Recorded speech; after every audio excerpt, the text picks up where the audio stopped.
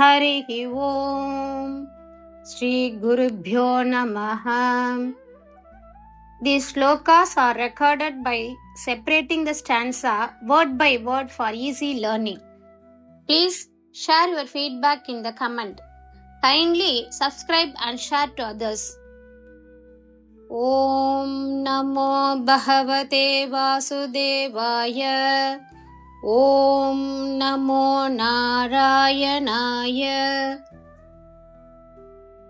Then Sudakshina, the son of the king of Kashi, worshipped Lord Shankara with great devotion. He performed black magic against you and sent a fierce evil spirit called Kritya to attack you. He also somehow mobilized the Bhutas, the spirits, who were terrified during your battle with Bana. தசகம் 83 ஸ்லோகம் 6 எளிய அர்த்தம். பின்னர் காசி மன்னனின் மகன் சுதக்ஷிணன் சிவபெருமானை பெரும் பக்தியுடன் வழிபட்டான். அவன் உங்களுக்கு எதிராக கருப்பு மாயாஜாலம் செய்து கிருத்யா என்ற உக்கிரமான தீய ஆவியை தாக்க அனுப்பினான். மேலும் பாணாசுரனுடனும் நீங்கள் போரிட்ட போது அஞ்சி நடுங்கிய பூதங்களையும் எப்படியோ அணிதிரட்டினான். ശ്ലോകം 6. പിന്നെ കാശിരാജാവിന്റെ മകനായ സുദക്ഷിണൻ ശങ്കരനെ അത്യധികം ഭക്തിയോടെ ആരാധിച്ചു. അവൻ നിങ്ങളുടെ നേരെ മന്ത്രവാദം നടത്തി. നിങ്ങളെ ആക്രമിക്കാൻ കൃത്യ എന്ന ഉഗ്രമായ ഒരു ദുഷ്ട അഗ്നി ആത്മാവിനെ അയച്ചു. ബാണനുമായുള്ള നിങ്ങളുടെ യുദ്ധത്തിൽ ഭയന്നുപോയ ഭൂതങ്ങളെ എങ്ങനെയോ അവൻ അണിനിരത്തി. ശ്രീമൻ നാരായണീയം ദശകം 83 ശ്ലോക 6. കാശി ഈശ്വരസ്യ തനയഃ അഥ സുദക്ഷിണ ആഖ്യഃ.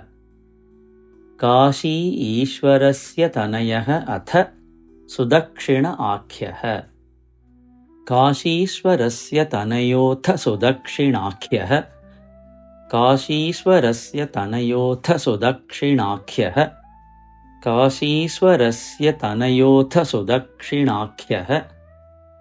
സർവം പ്രപൂജ്യ ഭവത്തെ വിഹിത അഭിചാരഃ. സർവം പ്രപൂജ്യ ഭവത്തെ വിഹിത അഭിചാരഃ. സർവം പ്രപൂജ്യ ഭവത്തെ വിഹിതാഭിചാരഃ. സർവം പ്രപൂജ്യ ഭവത്തെ വിഹിതാഭിചാരഃ. സർവം പ്രപൂജ്യ ഭവത്തെ വിഹിതാഭിചാരഃ.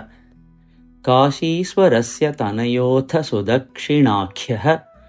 സർവം പ്രപൂജ്യ ഭവത്തെ വിഹിതാഭിചാരഃ. കാശീശ്വരസ്യ തനയോഥ സുദക്ഷിണാഖ്യഃ. സർവം പ്രപൂജ്യ ഭവത്തെ വിഹിതാഭിചാരഃ. കാശീശ്വരസ്യ തനയോഥ സുദക്ഷിണാഖ്യഃ. സർവം പ്രപൂജ്യ ഭവത്തെ വിഹിതാഭിചാരഃ. കൃത്യാ അനലം കം അപി ബാണ രണ അതിഭീതൈഃ. കൃത്യാ അനലം കം അപി ബാണ രണ അതിഭീതൈഃ. കൃത്യാനലം കമപി ബാണരണാതിഭീതൈഃ. കൃത്യാനലം കമപി ബാണരണാതിഭീതൈഃ. കൃത്യാനലം കമപി ബാണരണാതിഭീതൈഃ. ഭൂതൈഃ കഥഞ്ചന വൃതൈഃ സമം അഭ്യമുഞ്ചത്. ഭൂതൈഃ കഥഞ്ചന വൃതൈഃ സമം അഭ്യമുഞ്ചത്. ഭൂതൈഃ കഥഞ്ചന വൃതൈഃ സമമഭ്യമുഞ്ചത്. ഭൂതൈഃ കഥഞ്ചന വൃതൈഃ സമമഭ്യമുഞ്ചത്. ഭൂതൈഃ കഥഞ്ചന വൃതൈഃ സമമഭ്യമുഞ്ചത്. കൃത്യാനലം കമപി ബാണരണാതിഭീതൈഃ. ഭൂതൈഃ കഥഞ്ചന വൃതൈഃ സമമഭ്യമുഞ്ചത്. കൃത്യാനലം കമപി ബാണരണാതിഭീതൈഃ. ഭൂതൈഃ കഥഞ്ചന വൃതൈഃ സമമഭ്യമുഞ്ചത്. കൃത്യാനലം കമപി ബാണരണാതിഭീതൈഃ. ഭൂതൈഃ കഥഞ്ചന വൃതൈഃ സമമഭ്യമുഞ്ചത്. കാശീശ്വരസ്യ തനയോഥ സുദക്ഷിണാഖ്യഃ. സർവം പ്രപൂജ്യ ഭവത്തെ വിഹിതാഭിചാരഃ. कृत्यानलं कमपि बाणरणातिभीतैः भूतैः कथञ्चन वृतैः सममभ्यमुञ्चत्। काशीश्वरस्य तनयोऽथ सुदक्षिणाख्यः सर्वं प्रपूज्य भवते विहिताभिचारः। कृत्यानलं कमपि बाणरणातिभीतैः भूतैः कथञ्चन वृतैः सममभ्यमुञ्चत्। काशीश्वरस्य तनयोऽथ सुदक्षिणाख्यः सर्वं प्रपूज्य भवते विहिताभिचारः। कृत्यानलं कमपि बाणरणातिभीतैः भूतैः कथञ्चन वृतैः सममभ्यमुञ्चत्।